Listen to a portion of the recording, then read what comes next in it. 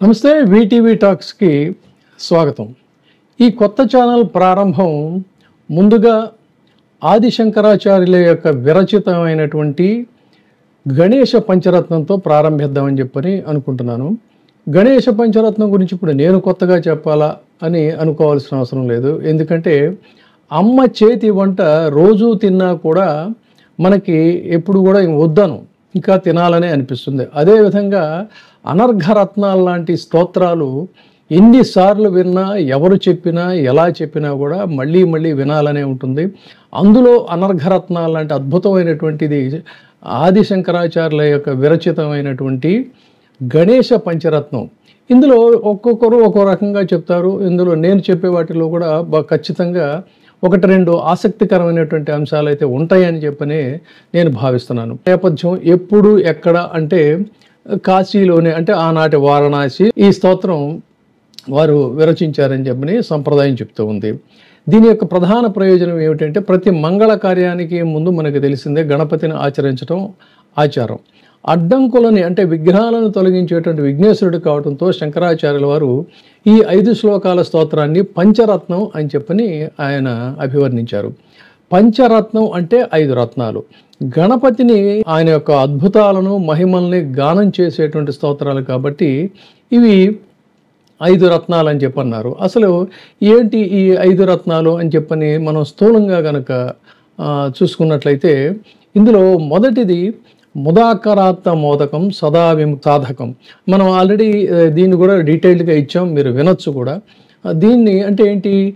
మోదకాన్ని ఆనందంతో పంచుతూ ముక్తిని ప్రసాదించేవాడు, కళలకు ఆభరణంలా శోభిల్లేవాడు, నాయకులకే నాయకుడు, పాపాలను నశింపజేసేవాడు, అటువంటి వినాయకుడికి నమస్కరిస్తున్నాను అని చెప్పని మొదటి శ్లోకం. అంటే ఏంటి? గణపతి చేతిలో మోదకం ఉండడం మనందరికీ కూడా తెలుసు. ఇది ప్రధానంగా ఏంటంటే ఆయన యొక్క రూపానికి తొలి లక్షణం మోదకం. మోదకం అంటే కేవలం స్వీట్ కాదు, అది ఆనందాన్ని ఇచ్చే జ్ఞానఫలం.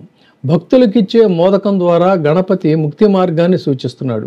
గణపతి చిన్నప్పటి నుంచి మాతృభక్తుడిగా మనకి జ్ఞానమూర్తిగా నిలిచాడు. తల్లి పార్వతికి ఇచ్చేటువంటి మోదకాలు ఆయన్ని ముక్తి సాధకుడిగా నిలిపాయి అనేటువంటిది లోకరక్షకుడైన గణపతి గురించి అందరూ చెప్పేటువంటి మాట.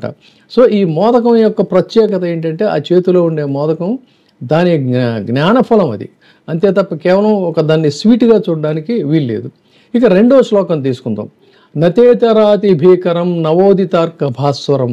ఈ శ్లోకార్థం చూసుకున్నట్టయితే భక్తులకు ఉదయ సూర్యునిలా, అంటే ఉదయం సూర్యకాంతి ఎలా ఉంటుందో ఆ విధంగా ప్రకాశించేవాడు, అడ్డంకులను తొలగించేవాడు, దేవతలకే నాయకుడైనటువంటి గణేశ్వరుణ్ణి ఎల్లప్పుడూ నేను ఆశ్రయిస్తున్నాను అనేటువంటిది రెండవ శ్లోకం యొక్క అర్థం. ఇంకా దాన్ని వివరణాత్మకంగా చెప్పుకోవాలంటే గణపతి రూపంలో సూర్యకాంతి నిక్షిప్తమై ఉందని శాస్త్రాలు చెప్తున్నాయి.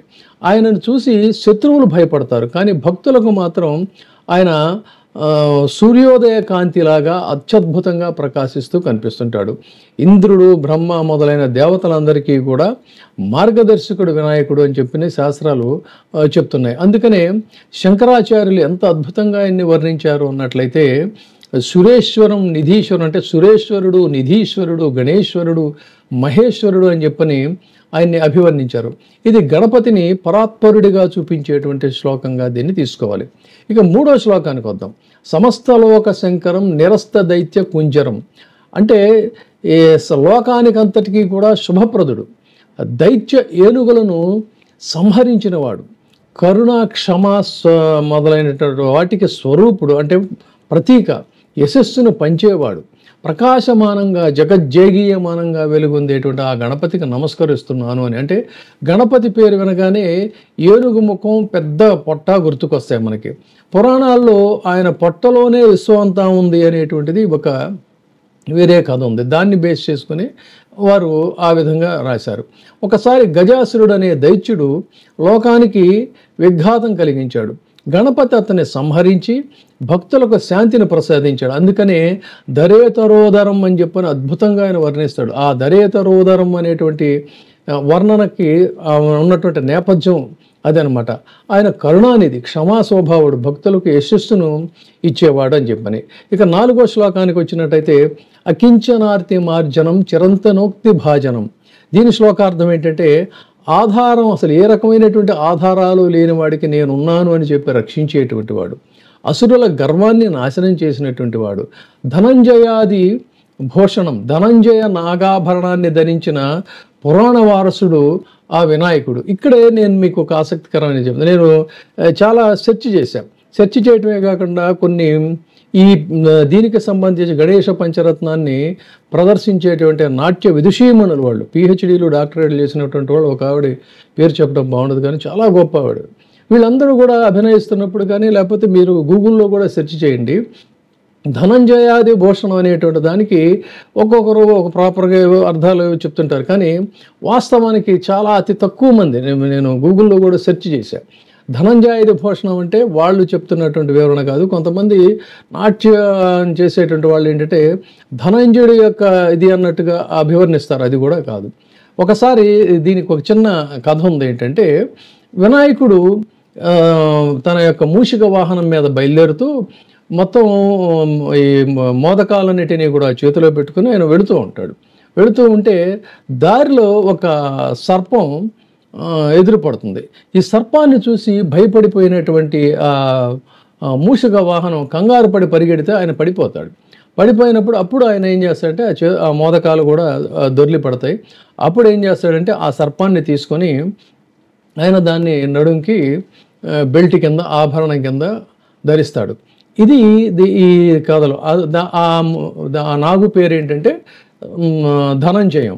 ఇది చాలా అతి తక్కువ ప్రాచుర్యంలో ఉన్నటువంటి మాట. అందుకని ధనంజయాది భూషణం అంటే ఆ నాగాభరణం పేరు ధనంజయుడు అనేటువంటిది మాత్రం ఎక్కువ ప్రాచుర్యంలో లేదు. అందుకని చెప్పాను. కావాలంటే మీరు కూడా సెర్చ్ చేసి చూడవచ్చు.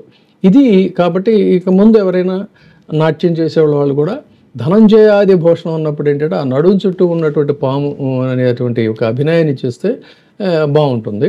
ఇక చివరిగా 5వ శ్లోకం. 5వ శ్లోకం ఎంత అద్భుతమైనటువంటి పద విన్యాసమో చూడండి. నితాంత కాంత దంత కాంతి మంత కాంతి కాత్మజం. అది అసలు అలా ఫ్లో ధార అలా వెళ్ళిపోతూ ఉంటుందన్నమాట. నితాంత కాంత దంత కాంతి మంత కాంత కాంతి కాత్మజం అంటే అత్యంత కాంతివంతుడైనటువంటి ఏకదంతుడు. తర్వాత ఆయన అంచిత్య రూపుడు, అడ్డంకులను తొలగించేవాడు, యోగుల హృదయంలో నివసించేవాడు. అలాంటి గణపతిని నేను ధ్యానిస్తున్నాను అనేటువంటిది ఈ చివరి దీంట్లో. అంటే గణపతి రూపంలో ప్రత్యేకమైనది ఏంటంటే ఆయన ఏకదంతుడు. ఏకదంత యొక్క ప్రత్యేకత ఏంటంటే ముందు 2 దంతాలు ఉండేవి. దీనికి మళ్ళీ ఒక కథ ఉంది, చాలామందికి తెలిసిందే. ఆయన మహాభారత రచనలో వ్యాస మహర్షికి ఆయన రచన చేయడానికి ఒప్పుకున్నప్పుడు ఆ వేగానికి ఘంటం విరిగిపోతే ఆగకూడదు అనేటువంటి ఒప్పందం వారిద్దరి మధ్య ఉంది. కాబట్టి ఆయన వెంటనే తన దంతాన్ని విరిచి ఆ దంతంతోనే ఆ రచనను కొనసాగించాడని చెప్పని ఆ దంతం ఆయన త్యాగానికి చిహ్నంగానే శంకరాచార్యుల వారు అచింత్య రూపం అని చెప్పని అచింత్య రూపం అని అంతరాయ కృంతనం అని శంకరాచార్యుల వారు స్తుతించారు. సో యోగుల హృదయాల్లో నివసించే ఏకదంతుడే వినాయకుడు. ఇది ఈ 5 రత్నాల యొక్క బ్రీఫ్గా చెప్పేటటువంటి వివరణ. ఇక మహాగణేశ పంచరత్న మాదరేణ యోన్వహం అని చెప్పని ఫలశ్రుతి చెప్తాడు ఆయన.